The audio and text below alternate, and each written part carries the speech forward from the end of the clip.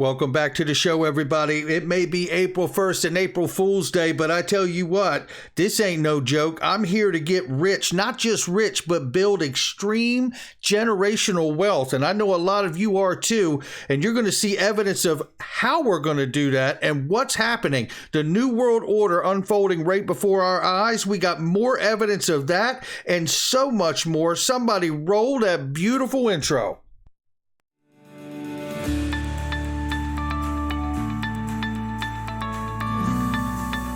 Digital Perspectives with Brad Kimes. Come on in.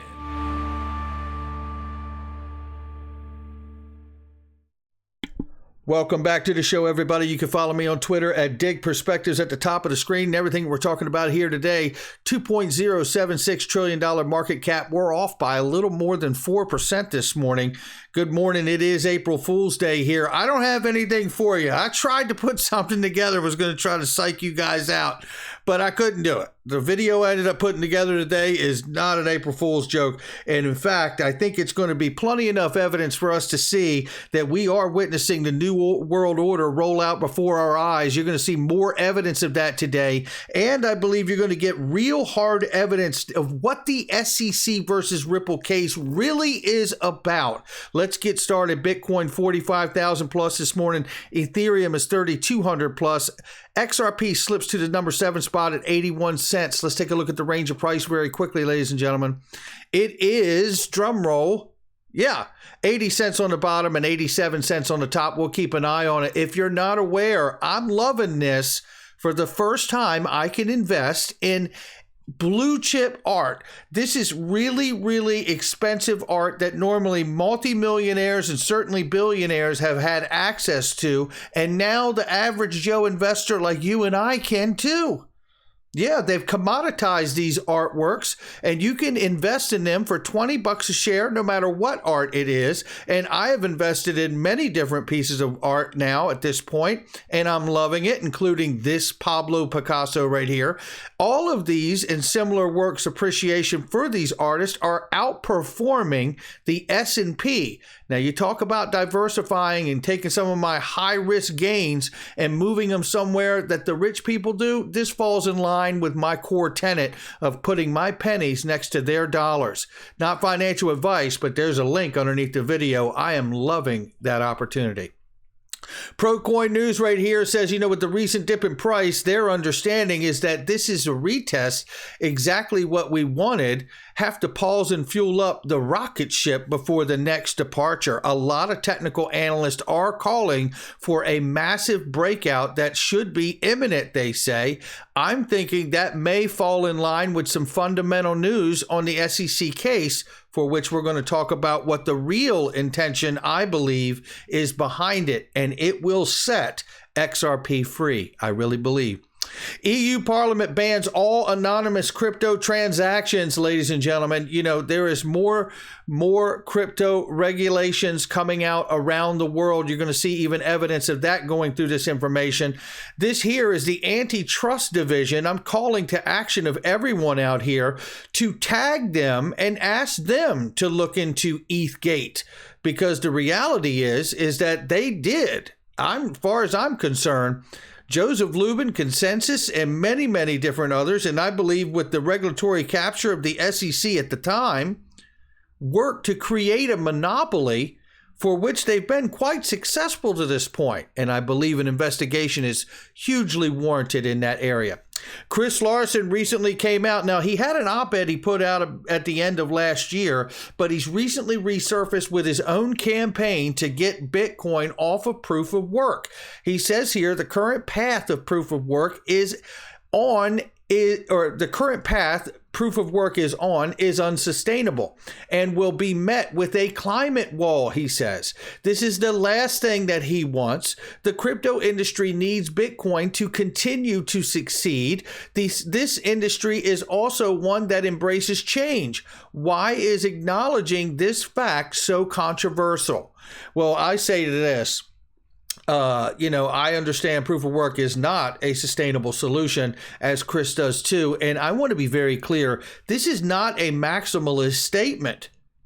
I want to see Bitcoin live, and so does Chris Larson. And I agree with him that why don't we move in a direction that Bitcoin can continue to win, and we can demolish the argument about energy consumption for Bitcoin. I think that's an excellent path to take. So it is a tough move, but a lot of maximalists are screaming that everyone else is using tribalism and making that claim, but I don't think so. And I also happen to think that Chris Larson must know something that we don't. How about that one?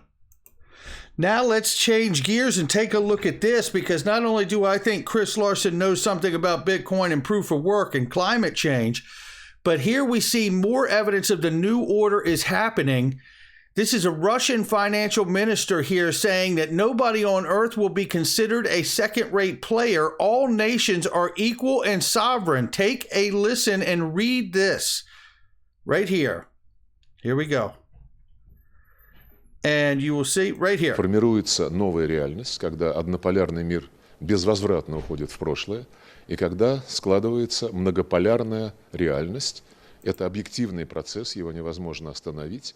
Реальность, в которой будет не одна держава править, а в которой необходимо договариваться между всеми ключевыми государствами, которые сегодня имеют решающее влияние на мировую экономику, на мировую политику, и которые при этом, осознавая свое особое положение, обеспечивают базовые принципы Устава ООН, которые начинаются с основополагающего принципа суверенное равенство государств. Никто на этой земле не должен рассматриваться как второстепенный игрок. Все равны и все суверенны.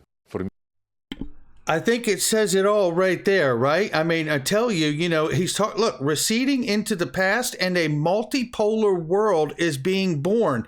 Look, we have reported on this from the IMF for quite a few years now, right? And this is happening, ladies and gentlemen, in no small part because of this conflict. Now, I played this clip and a longer clip from the World Government Summit. It is suggesting the same exact thing. Listen, because we got some more news to look at here. Take a listen. Are we ready for a new world order? It's about what underpins a world order is always the financial system. It's always the financial system that underpins a new world order. You hear what she's saying? I was very privileged. My father was an advisor to Nixon when they came off the gold standard in '71. And so I was brought up with a kind of inside view of how very important the financial structure is to absolutely everything else. And what we're seeing in the world today, I think, is we are on the brink of a dramatic change where we are about to, and I'll say this boldly, we're about to abandon the traditional system of money and accounting and introduce a new one. And the new one, the new accounting, is what we call blockchain. And there you have it right there. And this falls in line exactly with what the Russian financial minister is talking about here. So look, let's take a look at this. Because here we see American investor who's based out of Singapore, but Jim Rogers, an American investor here, talking about the fact that he is issuing a warning that the U.S. dollar being used as an instrument of war, it's the end game. The U.S. dollar will die and it will fall from its position as the world reserve currency sooner than expected, says Jim Rogers. How about that one, right? And then we coordinate that with what we actually see happening on the ground. Senator Elizabeth Warren calls for U.S. to create a central bank digital currency. It's time for us to move into that direction, she says. Now, listen, but that's not the same as this, because we also know that there's been a Stablecoin Transparency Act introduced as well that would require issuers to report on their reserves. Now, this is important because as Elizabeth Warren is pounding the ground for the Federal Reserve to release a CBDC, which I believe she would like to see be retail, but I do not. That's another video. But the reality here is that we're seeing this Stablecoin Transparency Act because I believe this acknowledges the public-private relationship that the private companies have the innovation to quickly join with the public sector and create an opportunity for the United States to become the world leader in this digital asset space. Take a look here.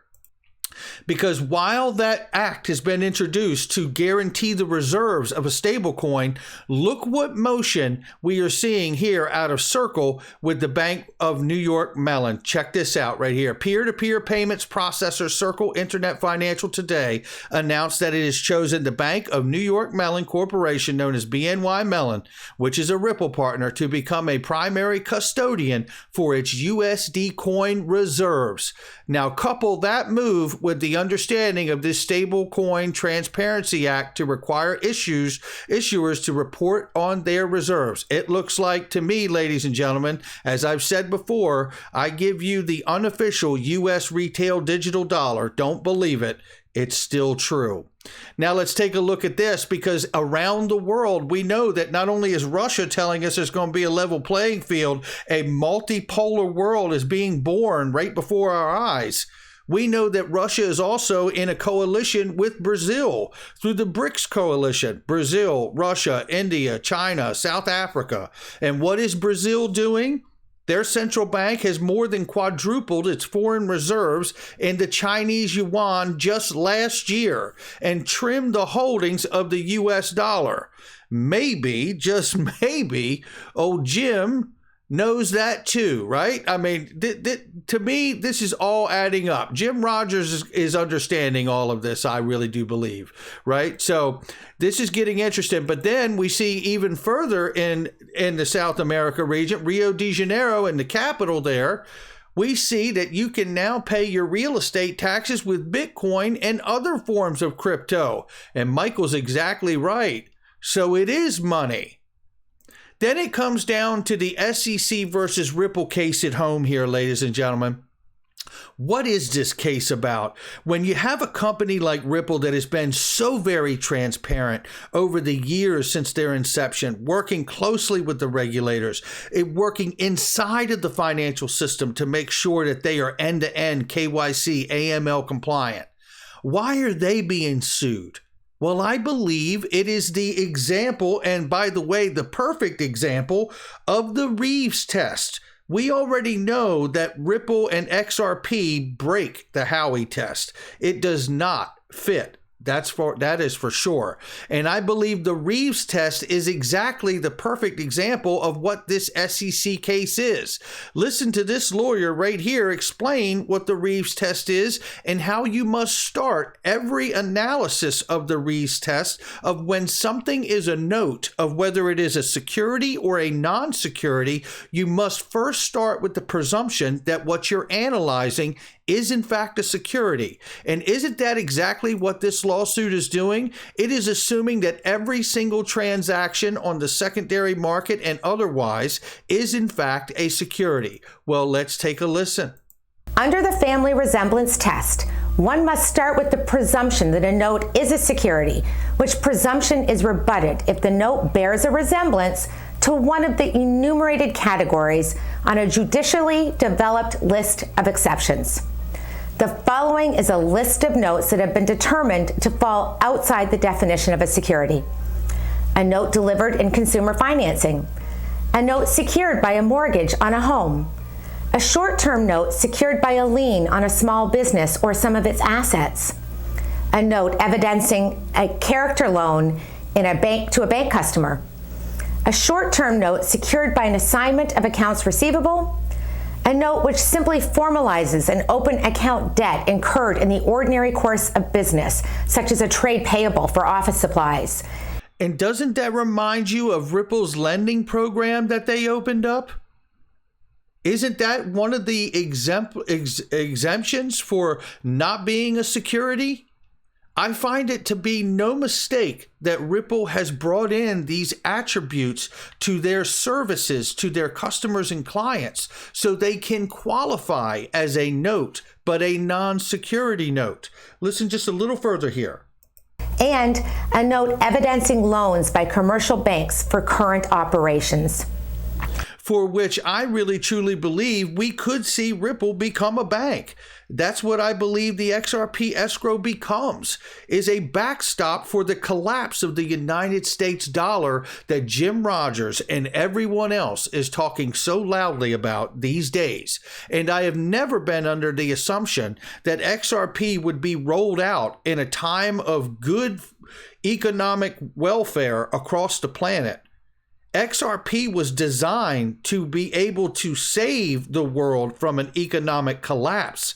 It was never planned to introduce XRP. If the world was in good standing economically, there would be no need to use XRP because there's no real problem going on around the world, economically speaking, or monetarily.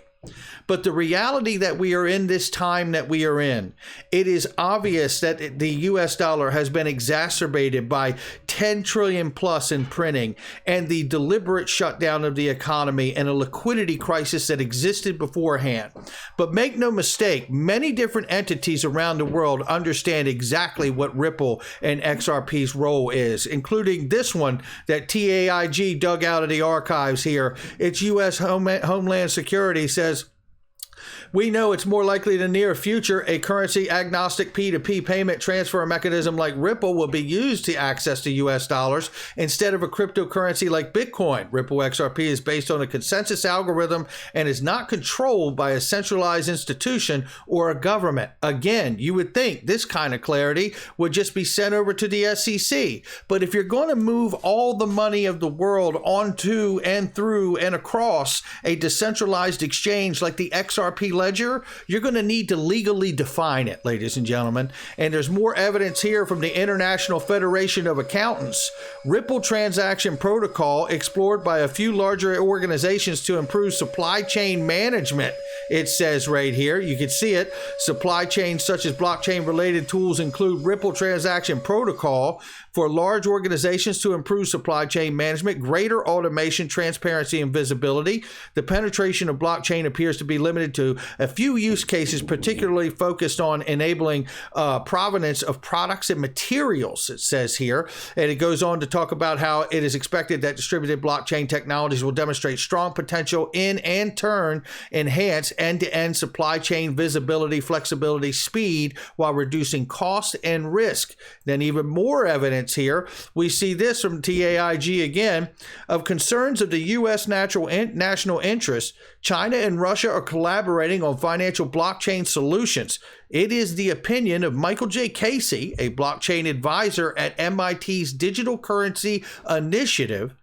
This could end the U.S. dollar's role as the intermediating currency when exporters or importers wish to protect themselves from adverse moves in their local currency, so on and so on and so on.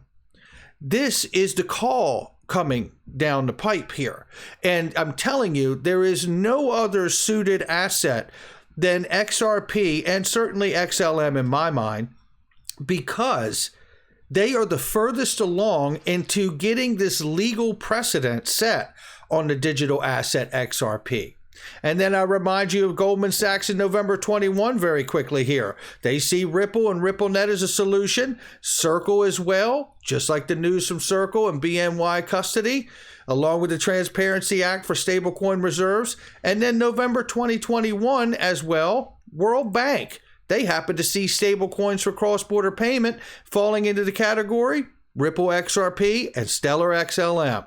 That points to the idea that at some point we could see the financial system and the regulators like the U.S. Treasury come in and say, you know what, we're going to price set these assets because we need them to be extremely stable in order to use them because they're systemically important. That's going to do it for me, ladies and gentlemen. Hit the like and subscribe, leave a comment below. Check out all the links underneath the video. They're great products and services I use each and every day. I'll catch all of you on the next one.